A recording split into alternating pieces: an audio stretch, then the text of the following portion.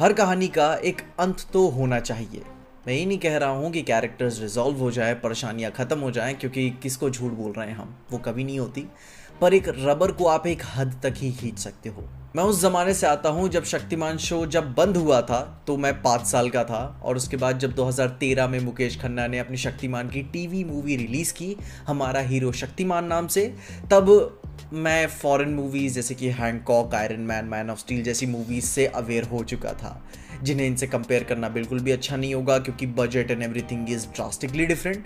पर यह कहना भी गलत नहीं होगा कि जब आपके पास कोई चॉइस हो मैन ऑफ स्टील देखने की या फिर शक्तिमान देखने की, तो जिस ऑडियंस के पास ऐसा कुछ लूज़ करने को नहीं है तो वो क्या ही चूज़ करेगा।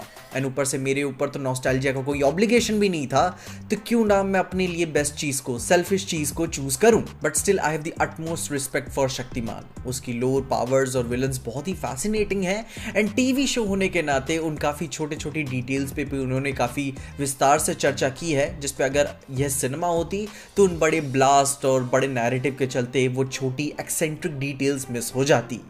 ये उस दौर का टीवी शो है जो एक्चुअली दूरदर्शन की तरफ से क्वालिटी टेलीविजन इंडियन ऑडियंसेस को देता था, वैरायटी देता था। वरना आज टीवी खोलो तो सास बहू और देवर भाभी के स्कैंडल्स के अलावा इनका दिमाग ऊपर जाता ही नहीं।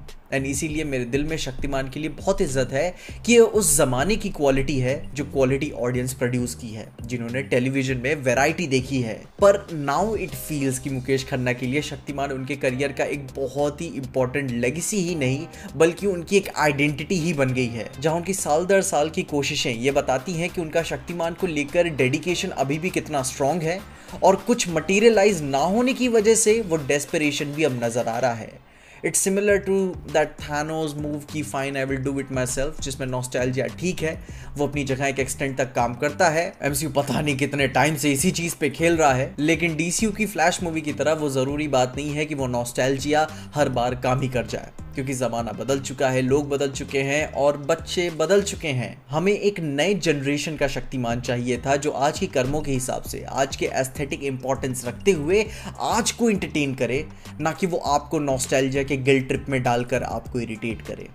मैं ये बात समझता हूँ कि फिल्म इंडस्ट्री अपने पेस से काम करती है, किसी का कोई वर्बल प्रॉमिस की कोई इज्जत नहीं है। और जब 2 साल पहले इस न्यू जनरेशन शक्तिमान की अनाउंसमेंट की गई थी तो वो किसी चमत्कार से कम नहीं था। पूरा इंटरनेट इन्होंने अपने सिर पे उठाया था, जिसमें फिर कौन सा नया एक्टर, कौन सी नई कहानी और फिर क्या क्या नहीं हमें न्यूज़ सुनने को मिली, जो कि डिलेज ही हमें देखने को मिलते रहे, कोई न्यूज़ ही नहीं मिली।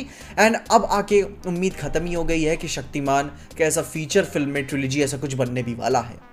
और जब स्लो डाउन हद से ज़्यादा महसूस होने लगा, तब अब जाकर मुकेश खन्ना ने खुद ही डिसाइड किया है कि मैं दोबारा से शक्तिमान बन जाऊंगा। दैट मीन्स कि जो अपने पुराने क्लासिक शक्तिमान थे, अब वो फिर से दोबारा से खुद को ही प्ले करने वाले हैं, जो कि इज्जत देते हुए ये समझ में भी आता है कि कुछ उम्मीद से ज़्यादा टाइम लग गया, तो बीच में रेलेवेंस मेंटेन रखने के लिए क्यों ना मैं ही कुछ शुरू कर दूं। बट अगर प्रैग्मेटिकली देखें कि अगर मुकेश खन्ना आज के समय में रणवीर सिंह को या फिर उनके जैसे एक्टर को सही शक्तिमान नहीं समझते, तो सही मायनों में आज के समय में मुकेश खन्ना भी शक्तिमान के लिए सही एक्टर नहीं है।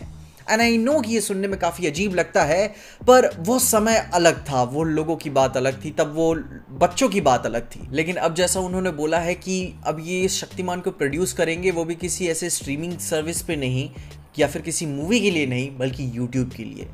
और हम सब ये जानते हैं कि YouTube की भी अपनी एक लिमिट है, स्पेशली इंडिया में एडवर्टाइजर्स उस लेवल का पे नहीं करते आपको। एंड इवन सिर्फ इंडिया ही नहीं, बाकी वेस्ट में भी अगर आप देखें तो कोबरा का YouTube से शुरू हुआ था, पर बड़े लेवल पे अपने पोटेंशियल को जीने के लिए उन्हें नेटफ्लिक्स की ज़रूरत पड़ी ही।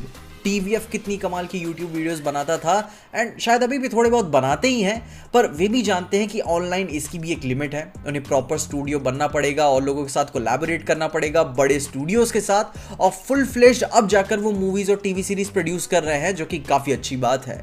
लेकिन ये भी आपका दिल थोड़ा सा छोटा कर देता है कि ओ शिट, YouTube की भी अपनी एक लिमिट है।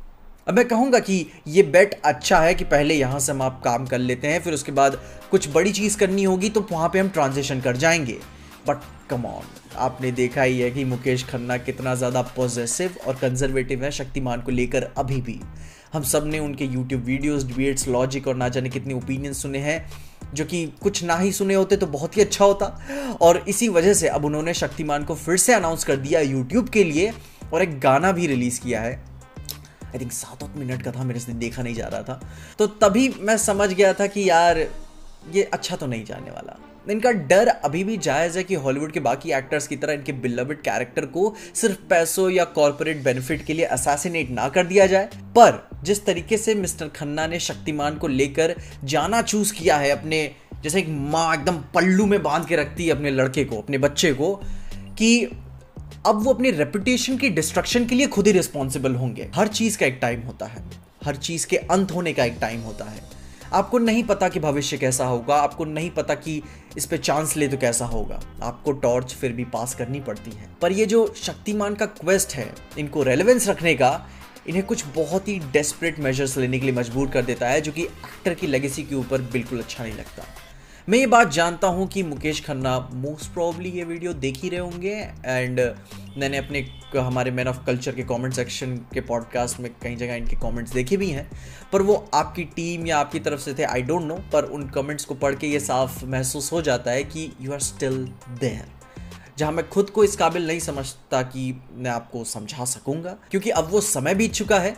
पर जितनी इज्जत का एहसास आपको सोशल मीडिया पे आज के समय में मिला है, जो आपने अतीत में अपने काम किया था शक्तिमान के साथ, जो इम्पैक्ट आपने अपने बच्चों के ऊपर छोड़ा हुआ है, उस इम्पैक्ट को फिर से रिक्रिएट करना अब पॉसिबल नहीं है आज के टाइम में।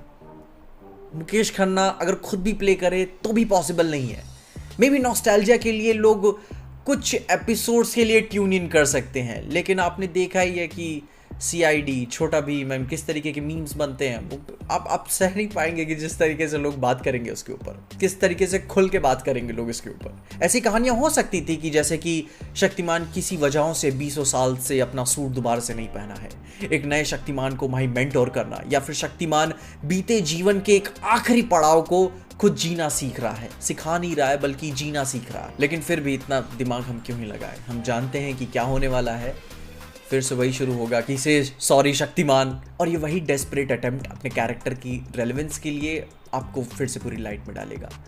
जहां मैं बता रहा हूं कि अगर दी बॉयज़ इंडिया में होता तो वो शक्तिमान को ऐसे पोर्ट्रे करते कि मॉडर्न टाइम्स में शक्तिमान का दुश्मन कोई और नहीं बल्कि शक्तिमान खुद ही है, क्योंकि आज की ऑडियंस की नीड्स अलग हैं, एक्सपेक्टेशन अलग है, लोगों को क्या चाहिए लोगों को खुद नहीं पता। उनका बस ये कहना रहता है कि do what ever you want but surprise me, कुछ नया करो।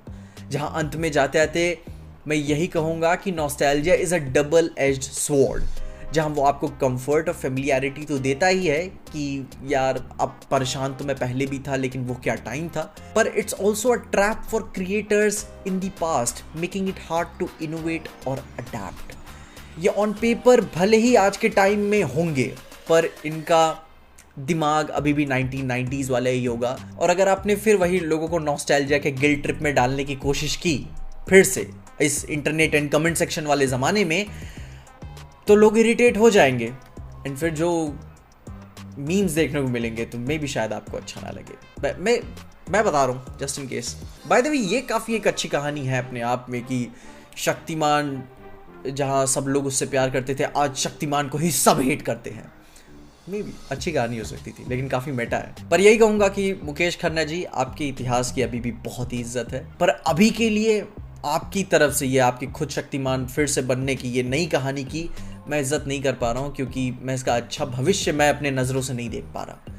कोशिश करूँगा कि जब एक बार आ जाए तो एक आपका भी पर्सपेक्टिव दे के ओपन माइंड रह के सोचने की कोशिश करूँगा कि मे बी शायद इनका इंटेंट अच्छा हो सकता था, लेकिन अभी कुछ अच्छा फील नहीं हो रहा। बाकी ये कोई बहस या हेट नहीं है, बस एक हेल्दी क्रिटिसिज्म है। बाकी अगर आपको ये वीडियो पसंद ना आई हो तो मैं ये बात समझ जाऊंगा, एंड ऑडियंस से ये कहना चाहूँगा कि वीडियो डाउनलोड करके रख लो। आए दिन कुछ ना कुछ वीडियोस टेक डाउन होती ही जा रही हैं क्रिएटर्स की, तो रख लेना, ठीक ना, काम ही देगा। बाकी तुम अपने ओपिनियंस मुझे कमेंट ज़रूर बताना कि तुमने क्या फील किया है शक्तिमान के नए अनाउंसमेंट को लेकर। अपने ओपिनियंस मुझे कमेंट्स में ज़रूर बताना, और तब तक के लिए देखते रहना पीजे एक्सप्लेन।